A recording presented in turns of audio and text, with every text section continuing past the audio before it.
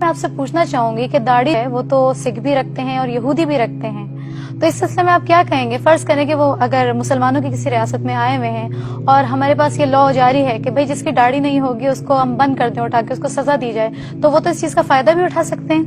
اگر یہ لاء آ جائے حزبہ بل جیسے کہ آپ کہہ رہے ہیں، اس میں یہ بھی اگر آ جائے کہ بھئی اگر کسی شخص کی داڑھی نہیں ہے تو وہ سزا کے لیے جو ہے مطلب اس کو سزا آرام سے دی جا سکتی ہے، تو اس سلسلے میں فرض کریں کہ یہاں پہ کوئی وزٹرز آئے ہوئے ہیں، سکھ آئے ہوئے ہیں، یہودی آئے ہوئے ہیں، وہ داڑھی ہے ان کی، ان کے اوپر یہ لازم نہیں ہے یہ اچھا داڑھی ہے پھر جی، تو پھر آپ اس کو کلیئر کیجئے نا کہ داڑھی تو وہ لوگ بھی رکھتے ہیں، کوئی حرج نہیں ہے، کھانا وہ بھی کھاتے ہیں ہم بھی کھاتے ہیں، بول و برات ان کے ساتھ بھی ہمارے ساتھ بھی، اس میں کیا فرق واقع ہوا؟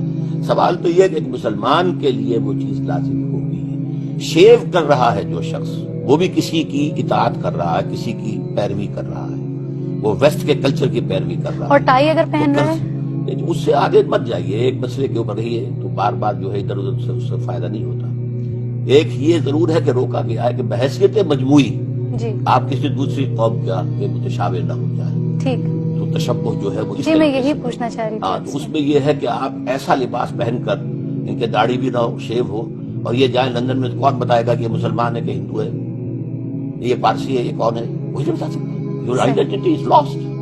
تو مسلمان اپنی آئیڈینٹی کو برقرار رکھے گا، اور داڑھی مونچھ جو ہے سکھ رکھتا ہے، مونچھے بھی ہے، داڑھی بھی ہے، جھڑوس بنا ہوا ہوتا ہے، اور مسلمان کی داڑھی ہوتی ہے، اور یہ جو ہے لومے کتری ہوئی ہوتی ہے، تو زمین و آسمان کا فرق ہو جاتا ہے۔ جو لوگ فرینچ داڑھی رکھتے ہیں ان کے بارے میں آپ کیا کہیں گے؟ وہ پھر علیحدہ بات ہے۔ اچھا، اس میں ایک سوال اور پیدا اس کی مقدار کتنی ہے کم سے کم، لیکن داڑھی فی نفس ہی اپنی جگہ پر شریعت کا ایک حکم ہے، سنت رسول ہے، واجب ہے، مسلمان کے تشخص کے لیے ایک علامت ہے۔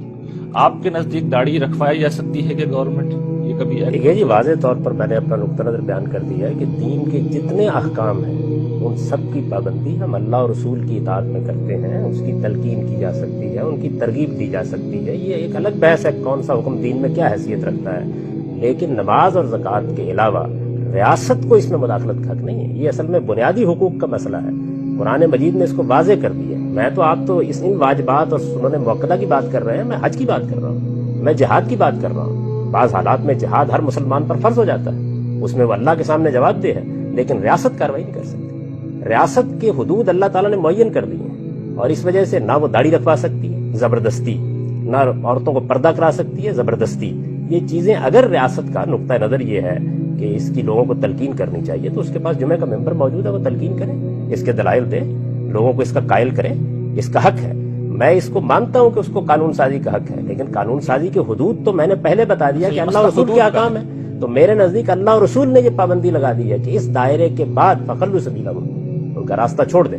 یہ جب ان لوگوں کے لیے جن کے لیے موت کی سزا سے اللہ نے یہ رعایت رکھی ہے، تو آپ مجھے بتائیے باقیوں پر آپ کس طرح اس کو لاگو کرتے ہیں؟ ٹھیک ہے جناب صاحب، اس پہ کافی ہم گفتگو کرتے ہیں۔ مشہور ڈاکٹر صاحب نے پچھلے پروگرام میں اٹھایا تھا، وہ مسلمانوں کی اور غیر مسلموں کی قومیت کے حوالے سے جب گفتگو ڈاکٹر صاحب کر رہے تھے، تو آپ سے میں وہ سوال بھی کروں گا۔ اس میں ایک سوال یہ تھا کہ اسلامی ریاست ہمیشہ اپنے آپ کو پھیلائے گی، بڑھائے گی، تو اس کی کیا تفصیل ہے، اس کی نوعیت کیا ہوگی؟ اس کی نوعیت جو دور صحابہ میں حضور کے زمانے میں تھی، وہ تھی طاقت کے ذریعے سے۔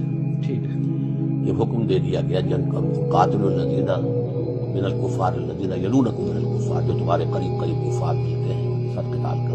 رسول اللہ صلی اللہ علیہ وسلم کو معاذ اللہ گرفتار کرنے انہوں نے آ گئے تھے، لیکن ہوا تو نہیں نا۔ لیکن یہ جو روم کے ایک شخص نے جو ہے قتل کیا ہے سفیر کو، تو اس کے خلاف فوج کشی جو ہے حضور نے کی ہے۔ تو ایران کا جو ہے سپہ سالار پوچھتا بھی تھا کہ بھائی کاہے کے لیے آئے؟ تم پہلے بھی آتے تھے، ٹرائبل ریڈز کرتے تھے، روٹ مار کرتے تھے، چلے جاتے، اب تم جان نہیں چھوڑ رہے ہو؟ تو انہیں جواب دیا گیا انا قد ارسلنا، پہلے ہم خود آتے تھے، اب ہمیں بھیجا گیا ہے، لنخرج الناس من ظلمات الجہالۃ الی النور ومن جوہر الملوک الی عدل الاسلام، کہ ہم تو یہ اس لیے بھیجے گئے ہیں کہ لوگوں کو جہالت سے نکال کر نور ایمان میں لائیں، اور لوگوں کو بادشاہوں کے ظلم کے ستم کے شکنجے سے نجات دے کر عدل اسلام سے روشناس۔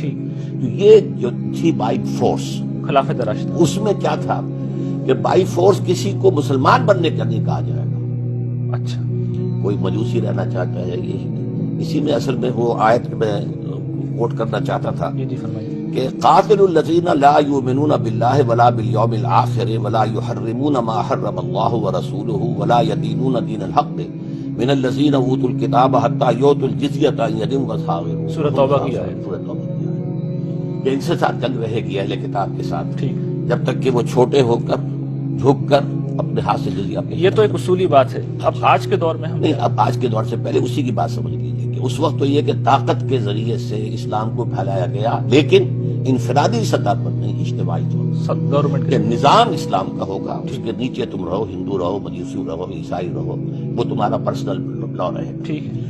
آج کے دور میں ہمارے پاس سب سے بڑا ذریعہ جو ہے کہ ہم اپنی ایک مثال پیش کر کے دنیا کے سامنے ٹیلی ویژن کے ذریعے سے، تمام ذرائع ابلاغ کے ذریعے سے ہم دکھا سکتے ہیں کہ سوشل جسٹس جو ہے وہ تو یہاں ہے.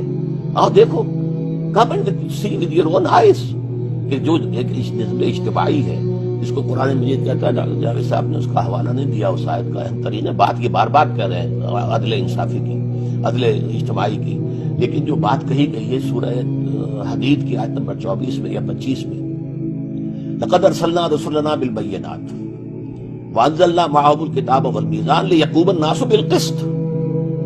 ہم نے اپنے رسولوں کو بھیجا واضح نشانیوں کے ساتھ، انہوں نے شریعت اور میزان نازل کی تاکہ لوگ عدل سے قائم ہو. تو عدل قائم کرنا یہ اسلام کا فرض ہے، اور عدل ہے دین حق، دین اللہ، وہی عدل کر سکتا ہے.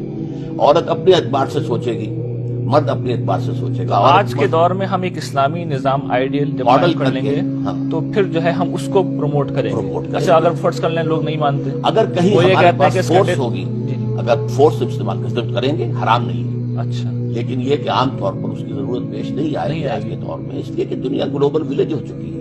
اچھا، 2-3 باتیں ڈاکٹر صاحب نے کہی، میں چاہتا ہوں انہیں سم اپ کر دیں. ایک تو یہ کہ خلافت راشدہ میں بائی فورس یہ کام کیا گیا. دوسرا یہ کہ آج کے دور میں ہم عدل اجتماعی قائم کریں گے اور اس کو بنیاد بنا کر ہم جو ہے اسلام کو پروموٹ کریں گے، لیکن فورس بھی استعمال کر سکتے ہیں. مگر اب ہم اسی بارے میں جاوید صاحب کی رائے لینا مناسب سمجھیں گے. جاوید صاحب آپ کیا کہتے ہیں؟ پہلے خلافت راشدہ پہ کمنٹ کر دیجیے، پھر اس پہ. میرے نزدیک تو آپ ہر حال میں اسلام کو دعوت و تبلیغ کے ذریعے سے پھیلائیں. یہ راستہ پہلے بھی آپ کے لیے کھلا ہوا تھا، اس زمانے میں اللہ تعالیٰ نے اس کے لیے بے شمار اسباب پیدا کیے. صحابہ کرام نے تو یہ نہیں کیا. میں عرض کرتا ہوں، یعنی یہ جو کام ہے اسلام کو پھیلانے کا، یہ ہر حال میں اسی طرح کیا جائے گا. اس کے نتیجے میں ظاہر بات ہے کہ موجودہ جمہوری زمانے میں اگر کسی جگہ مسلمانوں کی اکثریت ہوگی تو وہاں ریاست قائم ہو جائے گی. دیکھیے، اسلام میں یہ نہیں کہا گیا کہ آپ کو ہر حال میں ایک ریاست قائم کرنی ہے. یہ بتایا گیا ہے کہ جہاں مسلمانوں کے پاس اقتدار ہے، جہاں کہیں ان کو اکثریت حاصل ہے، جہاں ان کو کوئی خطہ ارض میں آپ نے سیاسی حیثیت حاصل ہو گئی ہے، وہاں ان کے لیے کچھ دینی ذمہ داری ہیں جن کو پورا کرنا ضروری ہے. اللہ کا پیغام اس پہ ہم بعد میں بات کریں گے، لیکن وہ سوال میرا تھا خلافت راشدہ میں تو میں وہی عرض کر رہا تھا. یعنی یہ اصول ہے میرے نزدیک، یعنی ہر حال میں تبلیغ، تلقین اور تعلیم کے ذریعے سے ہم اپنے دین کی دعوت دیں گے. اور ہمارے دین میں اتنی قوت ہے کہ اگر ہم اس کے صحیح پیغام کو پہنچا سکیں تو انشاءاللہ دل اس کے لیے کھلیں گے. اب خلافت راشدہ پر آ جائیے. دیکھیے، بات یہ ہے کہ اس معاملے میں ایک بنیادی اصول یہ سمجھ لیجیے کہ اسلام میں جو جہاد ہوا ہے یا قتال ہوا ہے، دوسرے لفظوں میں کہیے، وہ 2 مقاصد کے لیے ہوا ہے. ایک تو ظلم و عدوان کے خلاف ہے، فتنے کو ختم کرنے کے لیے، پرسیکیوشن کو ختم کرنے کے لیے. تو ظلم و عدوان کے خلاف جہاد یا قتال یہ شریعت کا ابدی حکم ہے. یہ صحابہ کرام نے بھی کیا ہے، یہ ہم آج کے زمانے میں بھی کریں گے. اگر کسی جگہ ظلم و عدوان ہے تو ہم اس کے خلاف طاقت رکھتے ہیں تو ضرور اقدام کریں گے. ایک دوسرا قتال وہ ہے جس کا رسالت کے ساتھ خصوصی تعلق ہے.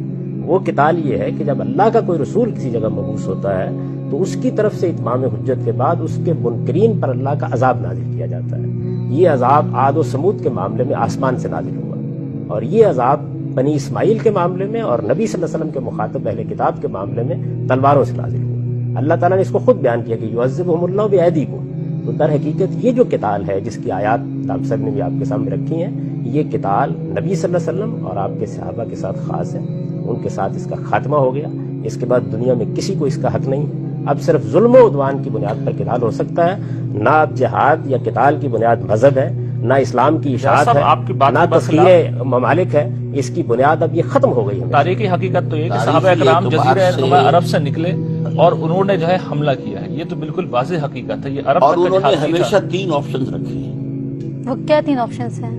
اسلام لے آؤ، تم ہمارے برابر کے ہو جاؤ گے. ہم یہ بھی نہیں کہیں گے کہ وی آر سینئر مسلم، یو آر جونیئر مسلم. اچھا، you will be all equal to us. Number 2، نہیں تو چھوٹے بن کر رہو. دین اللہ کا ہوگا، نظام اللہ کا ہوگا، اور وہی نظام عدل ہے، وہی نظام حق ہے. تم رہ سکتے ہو یہودی رہو، عیسائی رہو، مجوسی رہو، ہندوستان میں آئے تو ہندو رہو، جو چاہو رہو. کسی ایک شخص کو بھی جبرن مسلمان نہیں کیا گیا. لیکن اگر یہ بھی منظور نہیں تو آؤ میدان میں تلوار فیصلہ کریں گے.